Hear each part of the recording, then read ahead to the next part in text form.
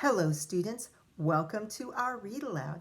Today has been all about spring, and so is today's Read Aloud.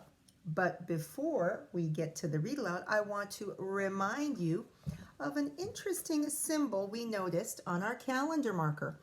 This was the header for March, and we noticed lots of symbols that made connections to spring, like kites and wind and rainbows. And we saw the sheep, right, like baby sheep, crias, like newborn things in the spring. But there was a lion. There was a lion. And we were wondering, what does a lion have to do with spring? And I told you about this expression for the month of March: in like a lion, out like a lamb. Today's book is going to explain a little bit more about what that means. Here we go. In Like a Lion, Out Like a Lamb by Marion, Dane, Bauer, illustrated by Arnold, McCully. And on the front, it's definitely springtime. See the daffodil? That's a very common flower in spring and kind of a symbol for spring. There's the lamb, but the lion is chasing after him. But look, it's springtime here and sunshiny. But if you go to the back, if you look to the back of the book, the back of the lion is all stormy and rainy. I can't wait. This is a new book to me. I've looked at it, but it's still a new one to me. In like a lion, out like a lamb. Oh, and look at them hanging out together. Okay. And here on the title page over here, I see a child indoor on a rainy day. Oh, and somebody is roaring right with him there. Someone is in there with him. That's a little scary. And there's a poor little cold bird on a branch, still with some kind of icy rain. Oh, almost like a little snow on top of it. Here we go. So, oh, there's a lion knocking at the door. And there's the child inside looking at the lion roar. Here we go. March comes with a roar. He rattles your windows and scratches at your door. Oh.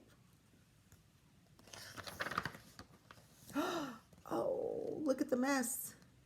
He turns snow to mud, then tromps across your floor. Oh, wow, the little boy let him in at the door. His face looks a little sad. And look at the mess that the lion has made across the living room floor.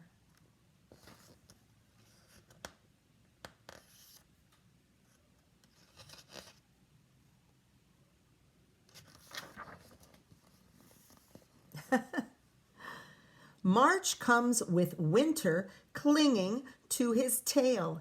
He scatters sleet and sometimes even hail. Were you expecting spring? He snickers.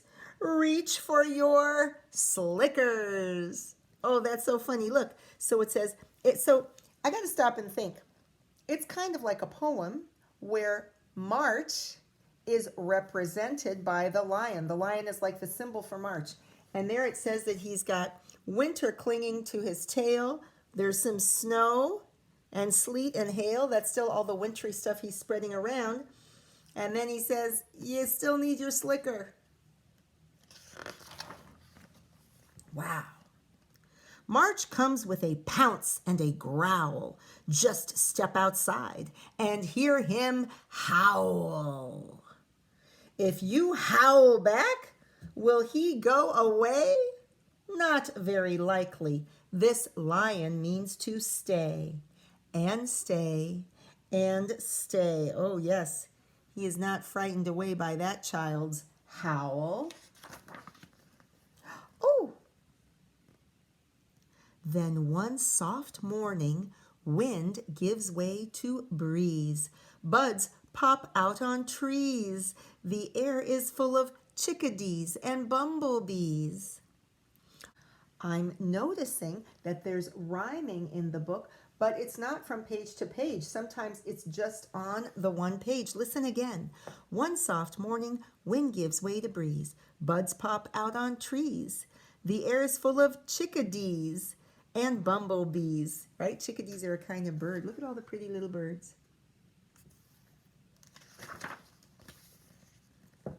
And the lion takes a whiff, a sniff, and lets out an enormous sneeze.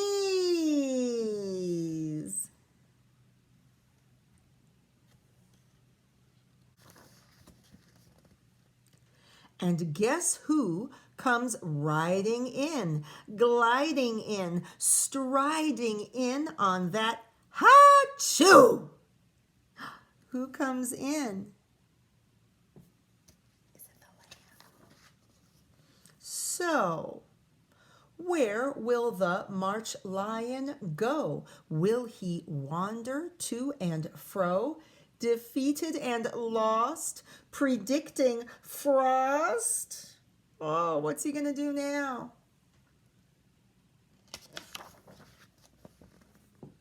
Or will he skulk through the greening grass, eyes scheming, teeth gleaming, waiting for the lamb to pass? But is the lamb really going to go away? No, never. This fellow is much too clever. He finds himself a sunny spot. He stretches, yawns, and curls into a knot. Oh, he's going to enjoy the warm sunshine and have a little nap. And that rumbling noise you hear, never fear. This lion is done with roaring, and now he's snoring. At least until next year. And there's the little lamb with a butterfly, with some butterflies. Oh, and a cardinal. There's a pretty cardinal. And there's the lion. Today the lamb's in charge of grass and flowers, sunshine and showers, of babies, small and large. Oh, this is a lovely picture with it shows all the crias, all the little baby animals popping up here and there in nature.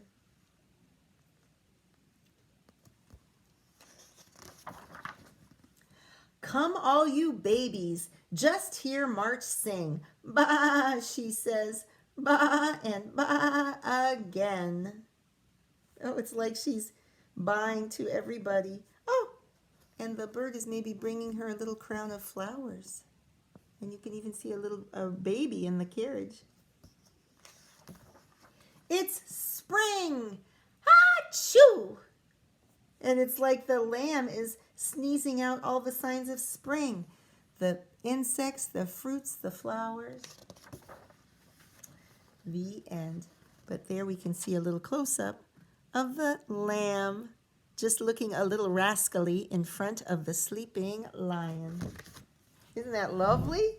I just love this book so much. It's new to me. And I love how it's acting, it's pretending. Like in poems, they do that. They try to put a picture in your mind, and they have symbols that stand for different things. So the lion is a symbol, right, for the cold, stormy weather of March. And the lamb is the symbol for the spring, the warmer weather that comes along. So I hope you enjoyed that. Don't forget to keep washing your hands, cover your coughs and sneezes, do some reading, do some writing, help your family around the house, and I'll see you tomorrow. Bye.